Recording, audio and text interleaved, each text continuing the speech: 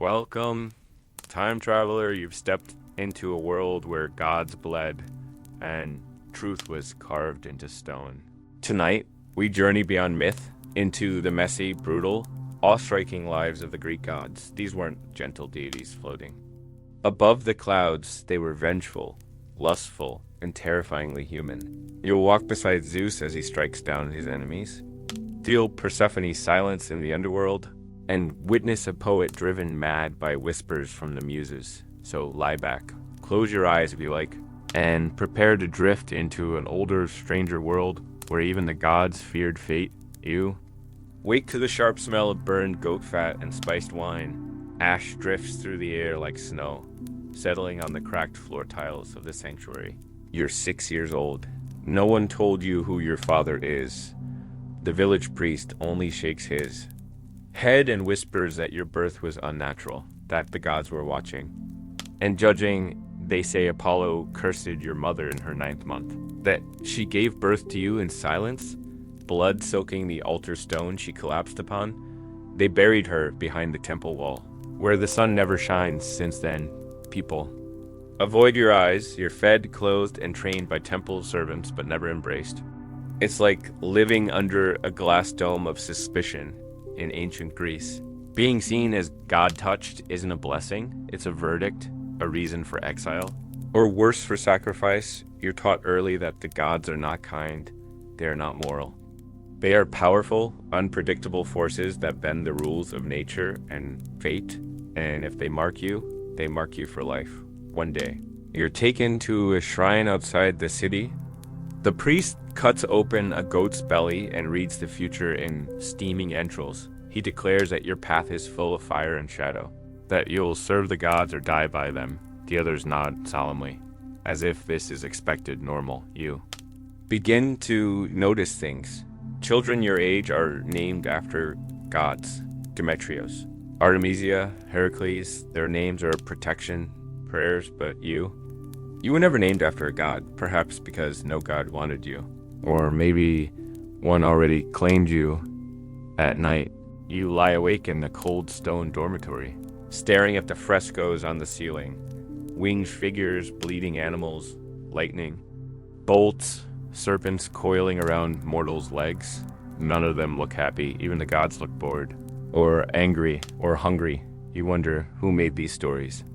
Who decided that Zeus could turn into a swan and seduce a queen?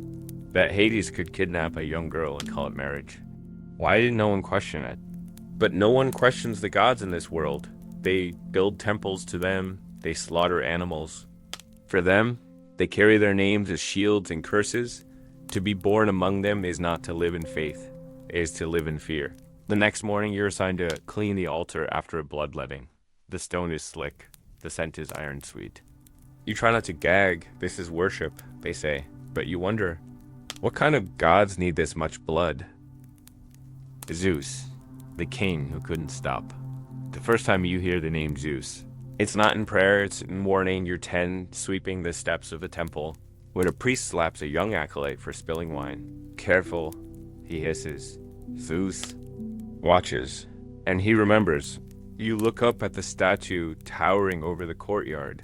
A bearded man of stone, muscles carved like ropes. Lightning bolt raised in one hand. His eyes are hollow. Still, you feel them watching. They call him the King of the Gods, Father of gods and men, Lord of the sky. But what you hear in the shadows is different. You hear the stories the elders don't tell during official rites, of how he transformed into animals to deceive women. A swan, a bull, even golden rain, of how he seduced and sometimes assaulted. Mortals, nymphs, even goddesses. His wife, Hera, hated him for it. But she hated his victims more. You meet a girl in the village named Leda. She stares at you with haunted eyes. Her mother named her after the queen who was visited by Zeus in swan form. That girl's story ended in twins and scandal. This Leda keeps her distance from shrines. You begin to understand that Zeus isn't feared because he's feared because he's power without limits, appetite without consequence. He commands the thunder, and no one tells thunder to behave. You're taught his symbols, the eagle, the lightning bolt, the oak. You learn that ancient kings traced their bloodlines to him, using myth to justify dominion a man can slaughter 100 innocents and say, Zeus willed it, and people will believe him in the temple archives. You copy a hymn that calls Zeus the defender of law. You almost laugh. The same text tells of him overthrowing his father Cronus, who ate his children to avoid. Being overthrown himself, violence breeds violence, even among gods. You start to see it everywhere. The way rulers invoke Zeus to excuse tyranny. The way women are blamed for the gods' transgressions. The way storms are seen as punishments, not weather. One day, lightning strikes a tree near the acolytes' quarters. No one is hurt, but everyone falls to their knees. He is angry, the high priest says. No one asks what made him angry. No one asks if maybe.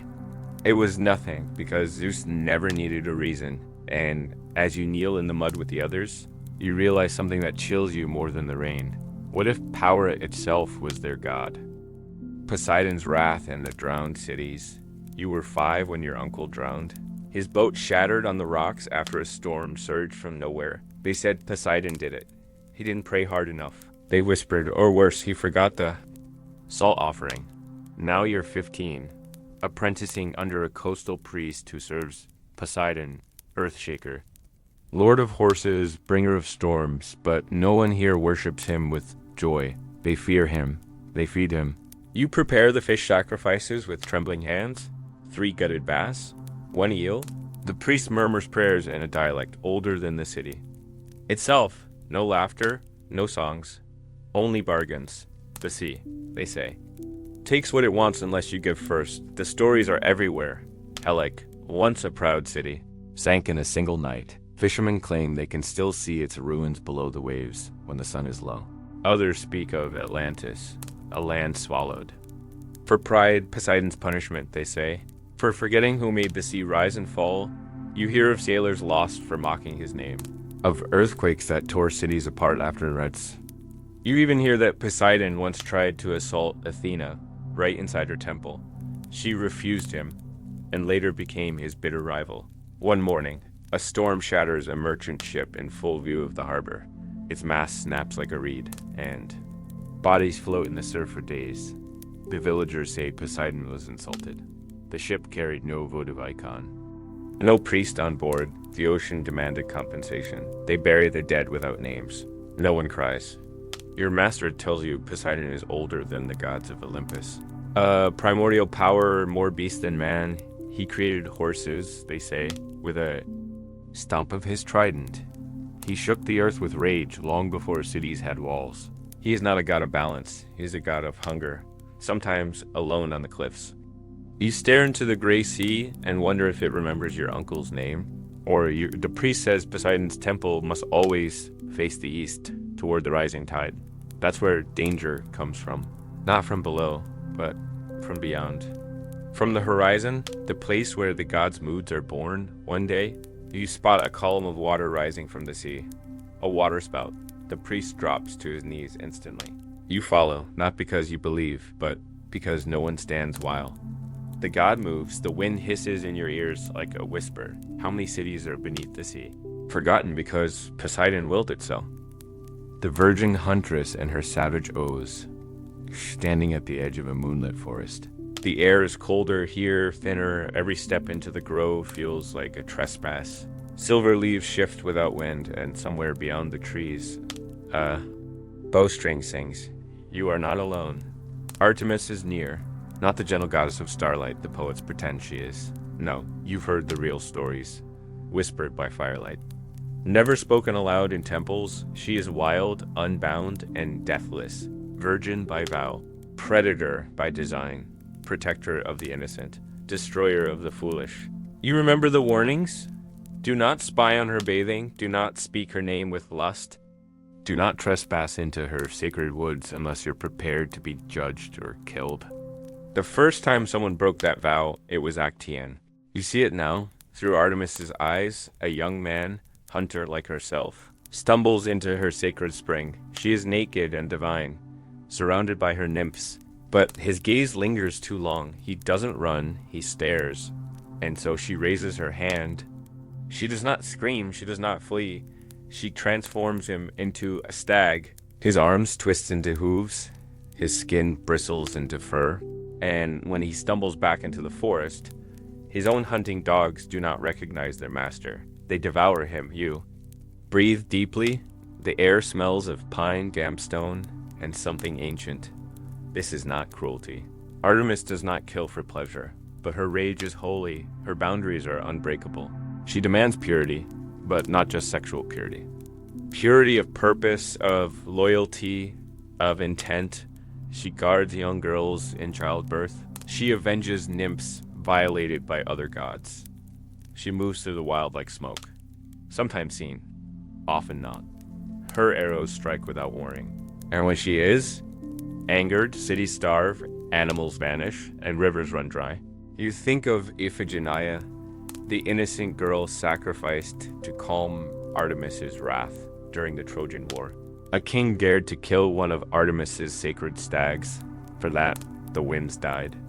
The Greek fleet could not sail, so the priests whispered, blood for blood. They tricked Iphigenia, told her she would be married, dressed her in white, and then they raised the knife, but Artemis was watching.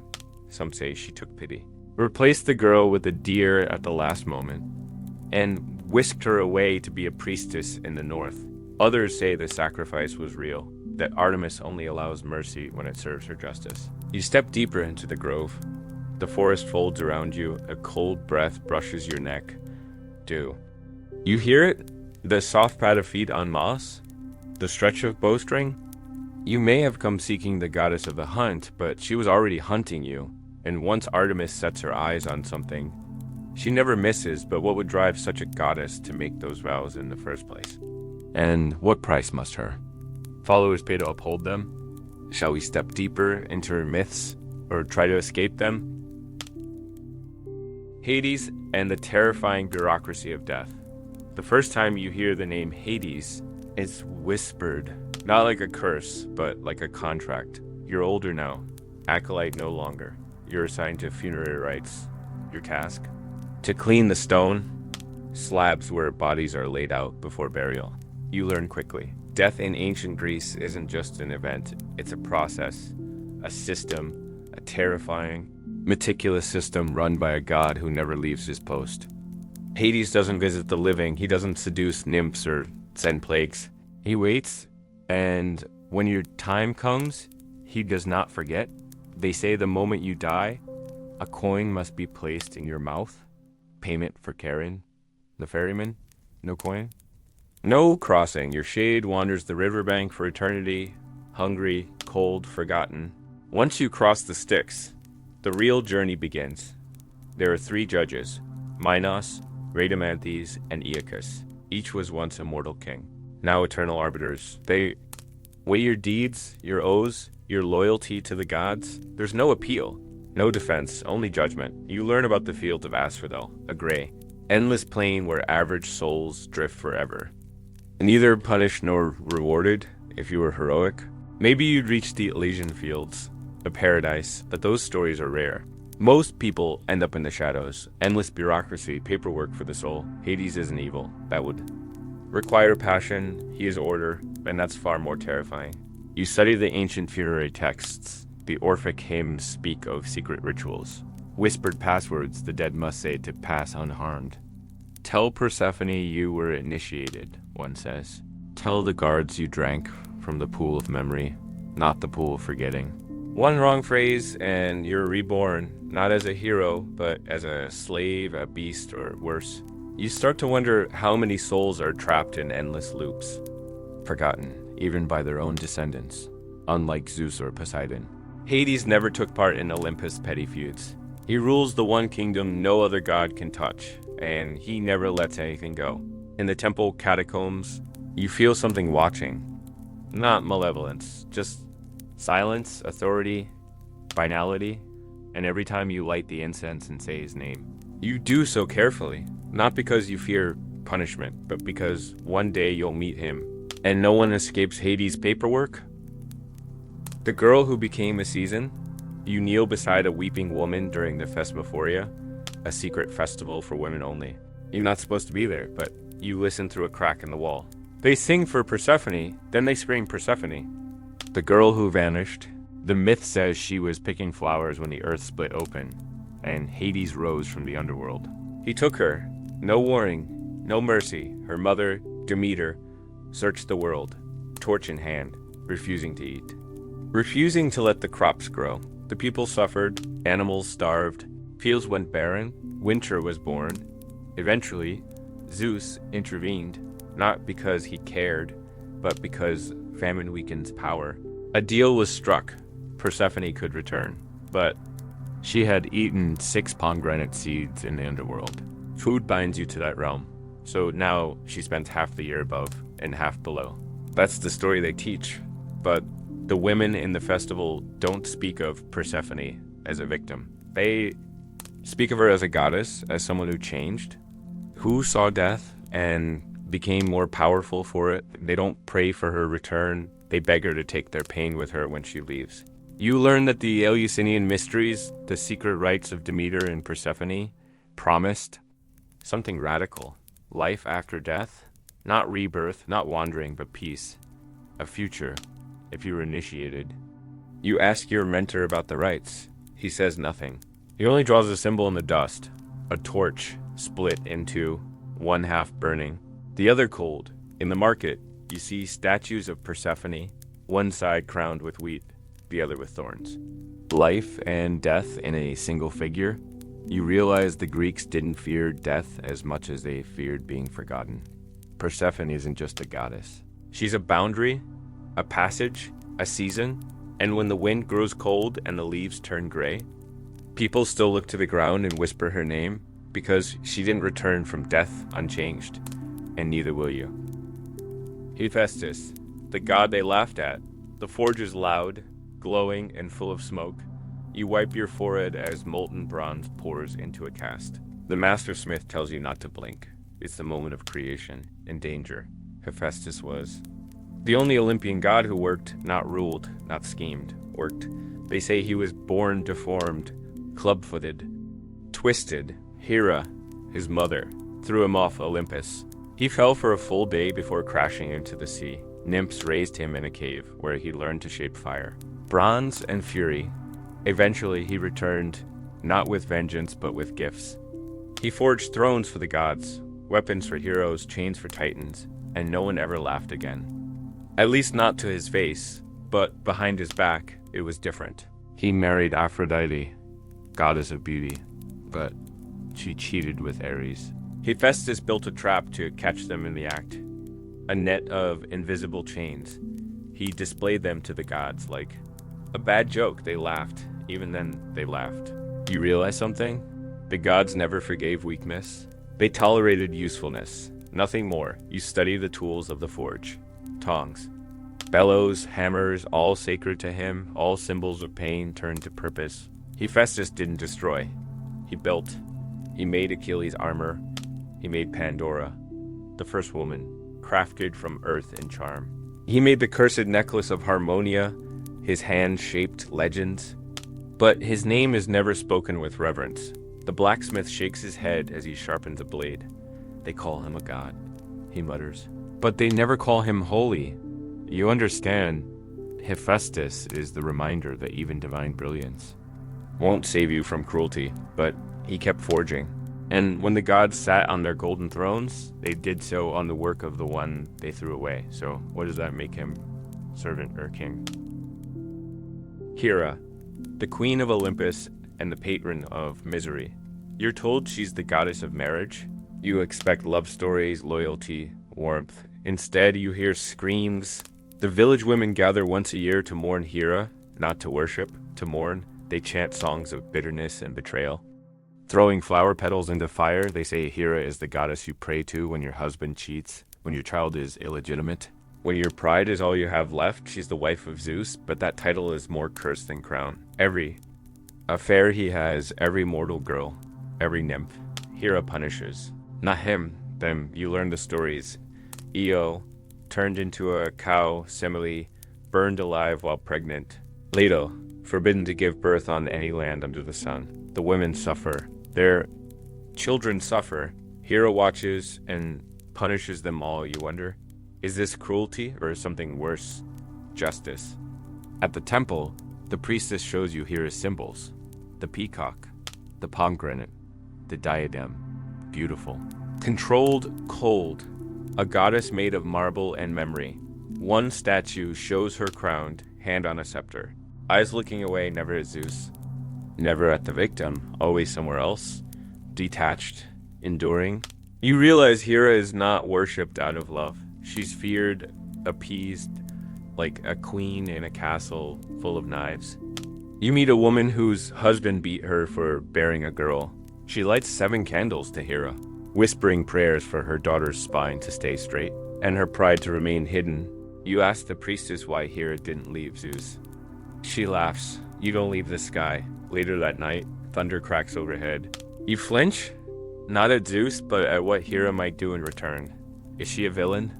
Or the only one who understands what it means to be trapped? Pan, the god who made people scream. You've been warned about the forest since childhood. Don't go in alone, don't follow the flute music, don't speak his name after dusk. But now you're older, curious, you step off the path. The woods is thick, alive. You hear birds, then silence. Then the flute, soft at first, then shrill, disjointed, you freeze, Pan. They call him the god of shepherds, of flocks and fields. But that's the version told near daylight. In truth, Pan is older than the Olympians. Wild, goat-legged, horned, half man, half beast, entirely hunger. You hear the myths whispered. He pursued nymphs through the trees. Some turned to reeds. Others dove into rivers to escape. One nymph's syrinx became the flute he now plays. His music forever shaped by rejection. You felt fear before, but this is different. This is panic, and now you understand the word's origin. The Greeks believed Pan could cause irrational terror with just a noise. A breath in the dark. Soldiers claimed he turned battles by sowing madness. Farmers carved shrines to him at the edge of their lands. Hoping you'd stay in the woods, you stumble upon one such shrine. A crude statue, horned and grinning. Dried. Goat's blood stains the base. Someone left figs and wine. You feel watched. Pan doesn't punish because you broke a rule. He punishes because you were there. His domain is instinct, desire, flight, and he doesn't care who you are, only how loud you scream. You bolt from the trees, later, by firelight. The village elder says Pan is proof that not all gods are civilized. Some are untamed, primal, and maybe that's why they buried his name deeper than the rest. Dionysus. Madness, wine, and the god who unravels you. The wine burns your throat, but you keep drinking. Everyone does. It's the festival of Dionysus, god of vines, ecstasy, theater, and something darker. The priest wears a mask. So does the girl dancing in the torchlight. So do the old men swaying with jugs in hand. No one uses their real names tonight. That's the first rule. You're told Dionysus was born from Zeus and a mortal woman. Similarly, she asked to see Zeus in his full glory and was incinerated. The unborn child was sewn into Zeus' thigh, born later in madness and flame. Now he's worshipped in shadow with wild dancing, with tearing apart animals, and sometimes men with bare hands. The Maenads, his frenzied female followers, are feared more than armies. You try to laugh, but your hands tremble, your head spins. The music keeps rising. Dionysus doesn't free you from chains. He makes you forget they were ever there. You see theater masks, joy and sorrow, ecstasy, and agony, all his. His cults traveled across Greece, bringing wine, chaos, and the collapse of polite order. In Thebes, they rejected him. He made their women go mad. They tore their king to pieces, thinking he was a lion. No one doubted him again. You stumble outside, breath cold, heart racing. You see someone laughing into the night? Or are they crying? Dionysus is the god of letting go. But once you let go, what's left of you? And what if madness is the only truth the gods ever gave? Apollo, the beautiful, merciless god of order. The room is filled with smoke and rhythm. A girl, barely older than you, breathes in laurel fumes until her eyes roll back. Her body convulses once, twice, then she speaks, but the words don't. Belong to her, they belong to Apollo. He is the god of light, of music, of healing, of prophecy, of plague. You're told this without irony. You study his statues, perfect features. No beard, eternally youthful golden hair, lyre in one hand, bow in the other, but beneath this imagery lies something colder. Apollo doesn't seduce, he claims. He doesn't ask. He commands. You hear how he pursued Daphne, who prayed for escape and was turned into a laurel tree. Apollo made her tree sacred and wore her leaves as a trophy. He fell in love with Hyacinthus, who died in a discus accident. Possibly one thrown by Apollo himself. The god wept, then created a flower. A symbol. Not justice, decoration. You begin to see a pattern, control disguised as devotion. At Delphi, the oracle speaks in riddles. Kings and generals travel for days to hear Apollo's wisdom and leave with prophecies they often misinterpret. You wonder if he's playing a game, or if truth itself is a weapon he enjoys sharpening. You learn that Apollo once sent a plague to the Greek army during the Trojan War, not because he was defied, but because his priest was insulted. Thousands died, and still they worshipped him. He is a god of balance, yes, but it's a balance only he defines. He once believed that beauty was a sign of goodness. Now you see it can hide precision, detachment. A divine surgeon with a scalpel of light and silence. What kind of god heals you with one hand and blinds you with the other? Oracles and the high price of prophecy.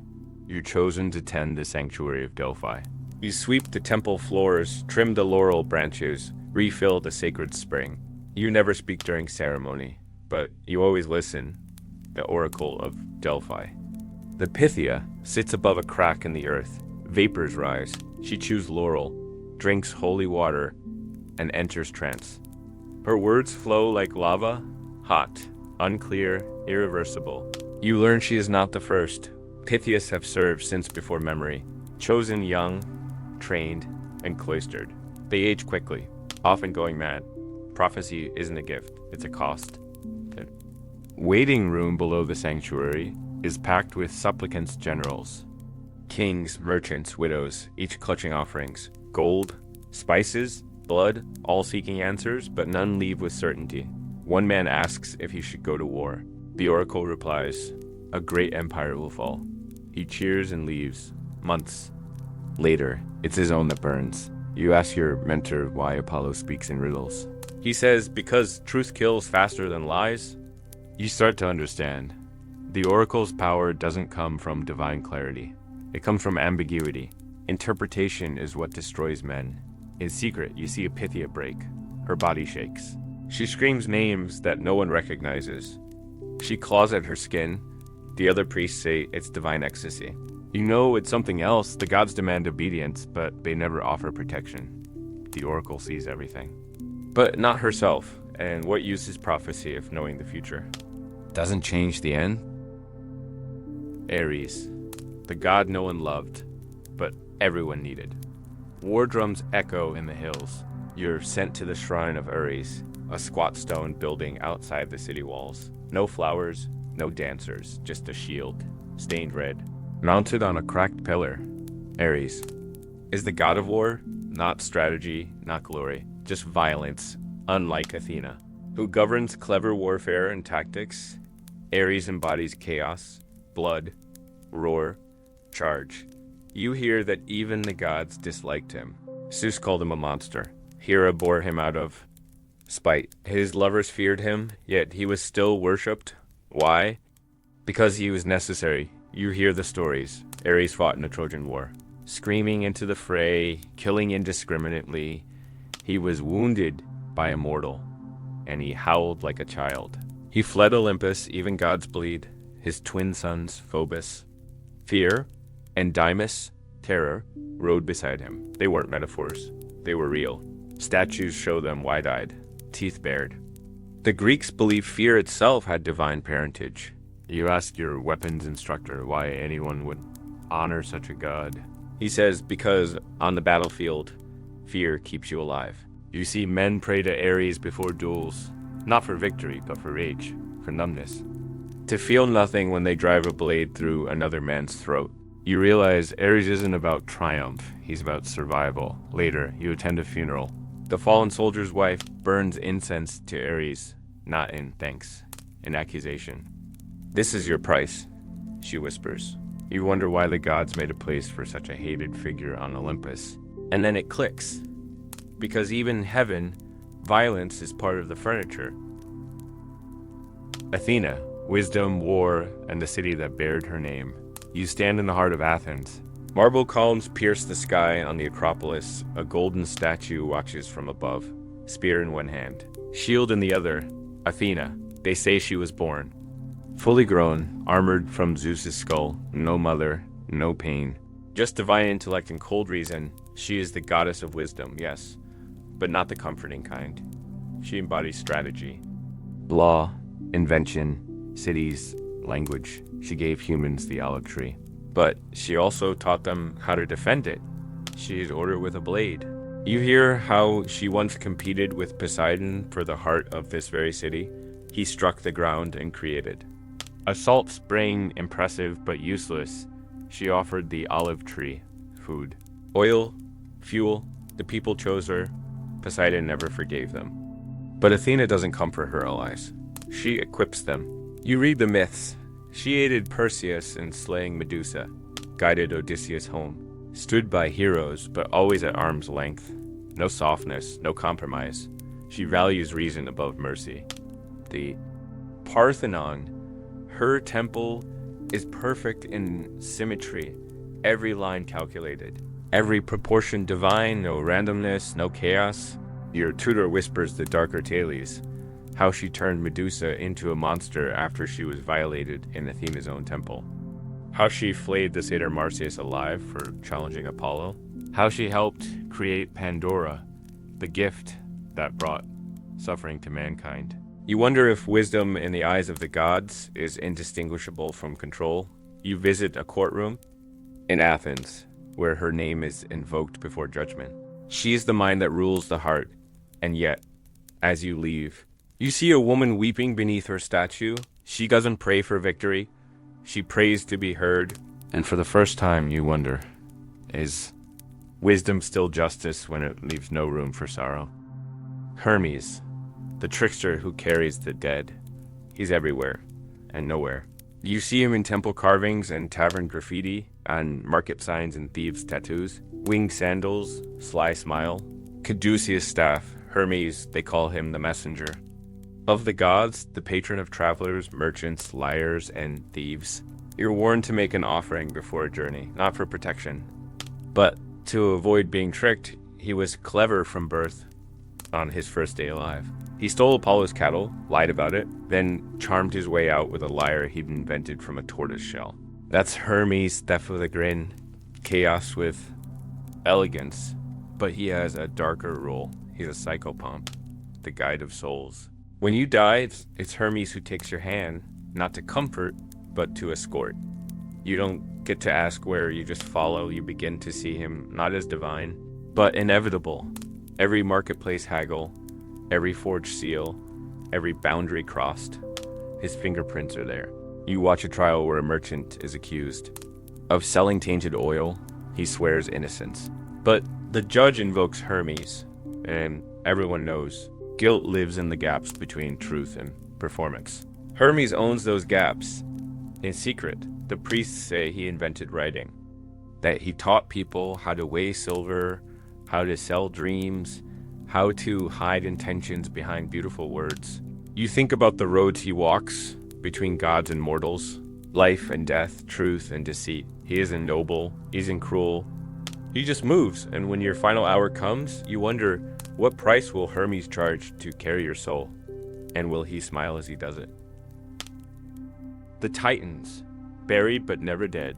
You're taken to a mountain shrine far from the cities. The priests here speak of gods older than Olympus, older than temples, older than time. The Titans. You were taught they were defeated, buried in Tartarus, forgotten. But the wind here says otherwise.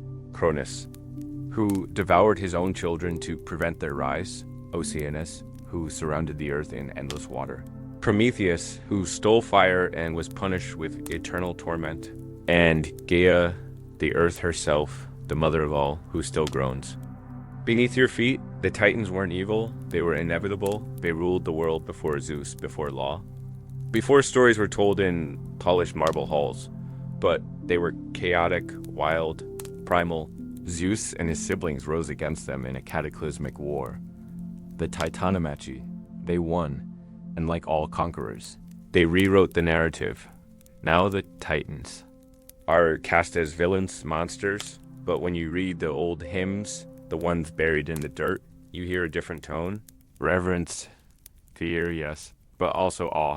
You notice how often their names still appear in O's. Curses, ancient spells, not gone, just buried deep.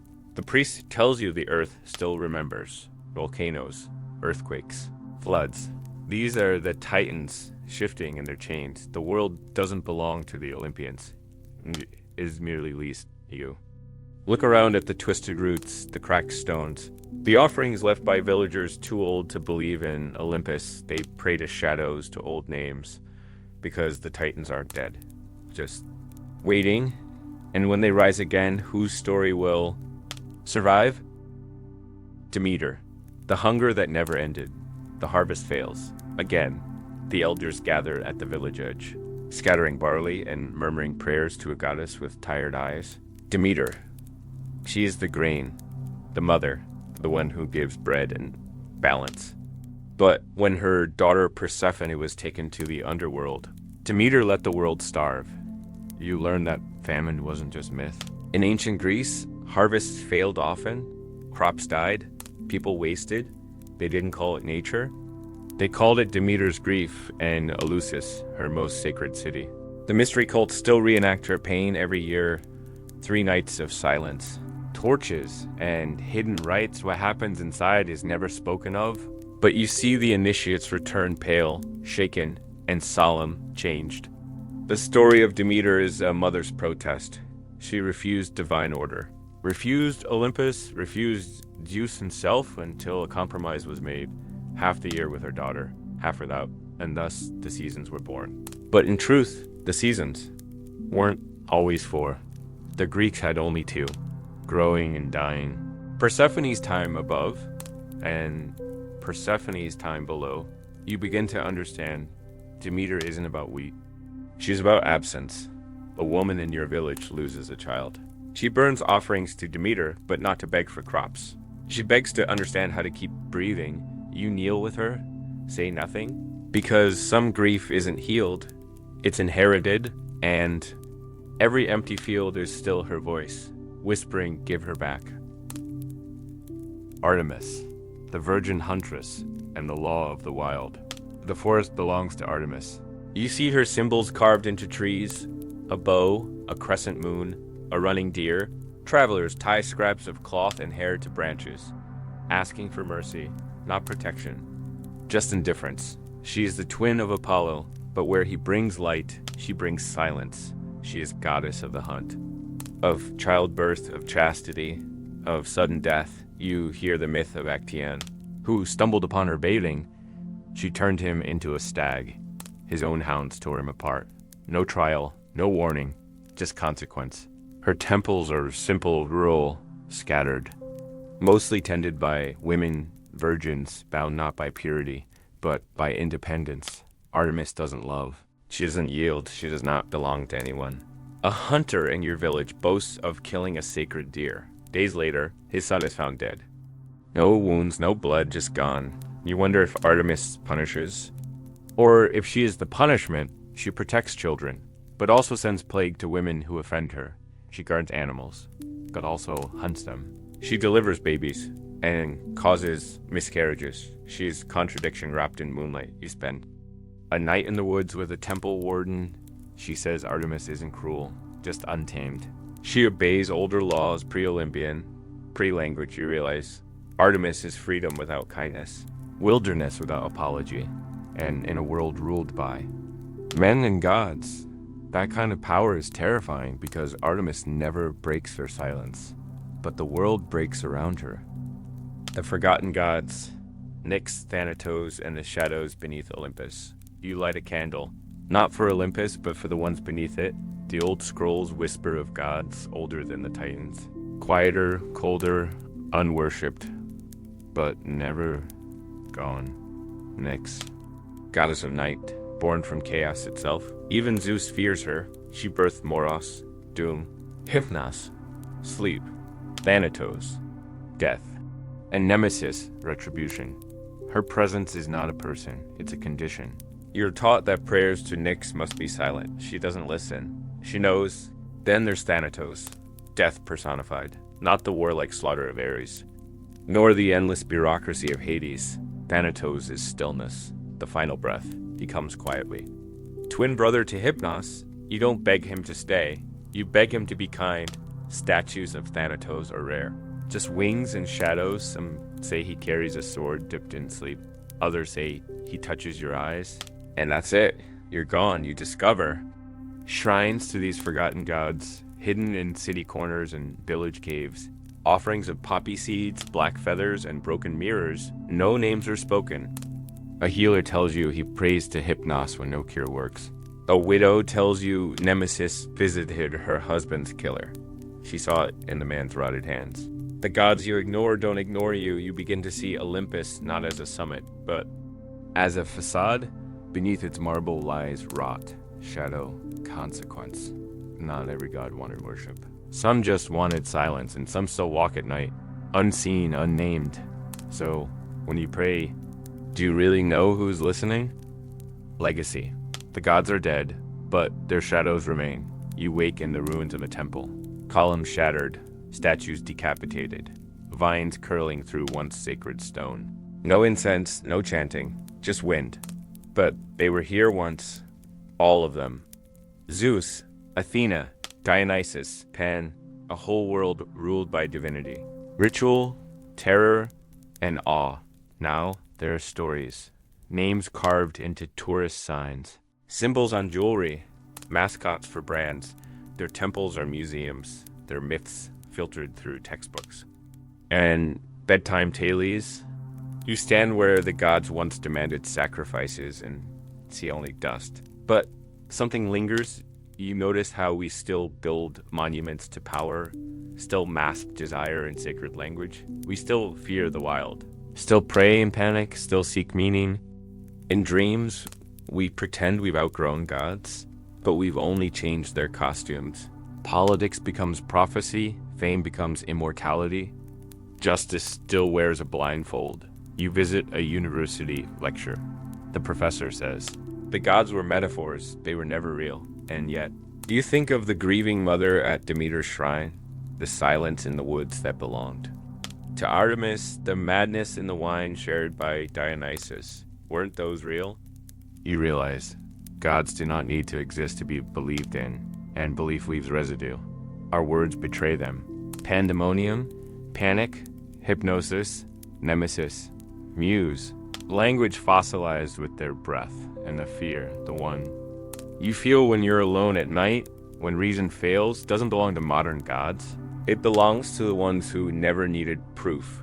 You walk away from the temple, but the shadows follow, because even if Olympus is empty, its ghosts still whisper through the cracks of the modern world. You wake to marble dust and incense. Somewhere above, a column trembles, casting a crooked shadow across your bare feet. The world here is slower. Everything speaks in whispers. You are in a land ruled not by men, but by gods. Vengeful, jealous, hungry for memory. And they have not forgotten you. You hear the first one in thunder. Zeus doesn't ask for loyalty. He demands it. You see him not as a king on a golden throne, but as a storm stitched into a man, eyes like split sky, voice like crashing stone. His stories are not noble. He devours omens, throws lovers into the sea, rains fire for disobedience. When he desired Europa, he came as a bull. When he wanted Dano, he dripped through the ceiling as gold. You understand now? Power does not seduce. It takes. Even the gods feared Zeus. Not for his wisdom, but for what he might do when no one was watching. You wonder, is it still justice, if justice has no higher god? In the distance, another kind of silence stirs. Hera walks barefoot through the ashes of broken oaths. She is not soft. She is not kind. She is queen of Olympus. Yes, but she was never given that title. She seized it, and she has suffered every minute of it. For every one of Zeus's betrayals, she carved back her dignity with cruelty. You feel her cold breath behind Io, who was turned into a cow. You feel her fingers tightening around Semele. The moment before the unborn god is burned, Hera is what happens when a goddess is forced to smile through humiliation. Her temples are quiet now, mostly forgotten, but her wrath still echoes in marriage vows and difficult births. The sea tastes different here. Poseidon doesn't wait for permission. He moves, he roars, he hungers. The horses pulling his chariot breathe salt water, and he remembers every slight. When he and Athena fought over Athens, he slammed his trident into stone and offered a spring, but the water was bitter. His pride. Refuse sweetness, you think of Medusa, beautiful, cursed, defiled in his temple. You think of the walls of Troy, which he helped build and later destroyed out of spite. Poseidon does not forgive. He simply waits for you to get back on your ship, but the underworld. That belongs to the quiet brother. You descend stone steps, and the air no longer moves. Hades is not evil, he is not cruel, but he is final. He watches. He remembers every face that crosses the Styx. You meet Persephone, who smiles with pomegranate stained lip. She was taken, yes, but she stayed. There's something about the underworld that changes a person. Down here, the gods don't shout. They whisper, and sometimes they weep, but higher still, light returns. Apollo stands where shadow ends. Beautiful, too beautiful. He is god of prophecy, song, healing, plague. You see him lacing golden laurel into his hair while corpses die from the arrows he sent. He loved Daphne, who fled him. He chased her until the trees took her. Now he wears her as a crown. You hear his music echo through the stones of Delphi, where the Pythia breathes vapors and screams visions. Apollo wants to be worshipped, but not known. The truth of light is that it blinds just as easily as it reveals. In his twin sister, you feel the wind change. Artemis does not live in temples. She is wild, barefoot, and blood-streaked. Her vow of virginity was not chastity. It was control. No man would own her. You see Actaeon watching her bathe, not with malice, but with curiosity. Still, he dies screaming as hounds chew through stag flesh. You see Iphigenia on the altar, her wrists shaking as her father offers her to please the Huntress. Sometimes Artemis saves. Sometimes she watches. Her justice has no soft edge. But she never misses. Deeper in shadow, another goddess grieves. Athena was born in armor. From the cracked skull of Zeus, she never knew her mother. She never wept in public. She invented the bridle. Taught men to tame horses, offered olive branches in exchange for loyalty. But she had no patience for disorder. She cursed Arachne for weaving too well. Turned Medusa's hair to snakes, not out of hatred but control, wisdom, she believed. Must be earned through fear. Athena never married. Her temples stand tall not because she loved the people, but because they feared what would happen if they forgot her. But you're already forgetting the fire. Hephaestus limps through smoke, soot clinging to skin and sorrow. He was born disfigured and hurled from Olympus. Yet it was his hands that built the thrones, his hammer that forged the weapons. His wife, Aphrodite, betrayed him. His parents mocked him. Still he worked. Still he created. You see automatons guarding his forge. Golden women with no mouths to speak. He taught mankind fire, and the gods never forgave him for it. You blink, and there she is, Aphrodite. Born of sea foam and the blood of castration, you expect beauty, and yes, she is beautiful, but you feel fear beneath it. She loved Ares, but married Hephaestus. She helped. Paris chose beauty over wisdom, and the world burned for it. Her son was Eros. Her power was not lust, but longing. You feel it when Helen smiles across a battlefield, when Narcissus sees a reflection, when the gods war for nothing but the promise of being wanted. Aphrodite never lifted a sword, but she has ended more kingdoms than Ares ever could. He is watching too. Ares stands in rusted armor, his eyes vacant. He is not glory. He's not honor. He's rage, pure and senseless. Loved by no one, feared by everyone. When he walks, blood follows. You see him beside Achilles, whispering madness. You see him in riots, in duels, in brothers, killing brothers. Even the gods hated him. But war never dies, it only changes names. In the corner, wine spills, Dionysus dances barefoot through a funeral. His followers sing, drunk and wailing, their eyes white from frenzy. He is the god of madness. Of release, he was born from Zeus's thigh, raised in secrecy. He gave mortals wine, not for joy, but for forgetting his rites were wild. His punishments cruel. Pentheus mocked him once, so Dionysus dressed him as a woman, led him into the forest, and had his mother tear him limb from limb, you sip from his cup, and the world turned sideways. He's smiling, and behind that smile is something very old and very, very dangerous. You think you've seen it all, but there's one more god, the one they don't pray to, the one you've felt since you arrived. Hermes, he walks beside you now barefoot, laughing softly. His eyes are sharp, too sharp. He's the only god who moves between the worlds without permission. Messenger, thief, trickster, guide of souls, he carries the caduceus, a staff of peace used to deliver lies. He led the dead to Hades. He helped Odysseus escape Circe. He invented language and used it to confuse everyone. You realize now, he's the only one who still speaks to us. Every story you've heard, he's the one who carried it forward. Without him, even gods would be forgotten, and maybe they already are. You look around and the temples are dust, the statues cracked, offerings long since devoured by time. But something lingers in the hills, in the wind. In the bones of cities buried beneath modern ones, these gods are not gone. They are waiting. Waiting for someone to remember them properly, not as perfect golden beings, but as they were. Flawed, strange, beautiful, terrifying. And now you do. You walk away changed. Not because you worship them, but because you see the same chaos in yourself. The jealousy, the desire, the madness, the judgment. The unbearable hunger to be remembered. The gods were never meant to rule from afar. They were mirrors, and now they are yours.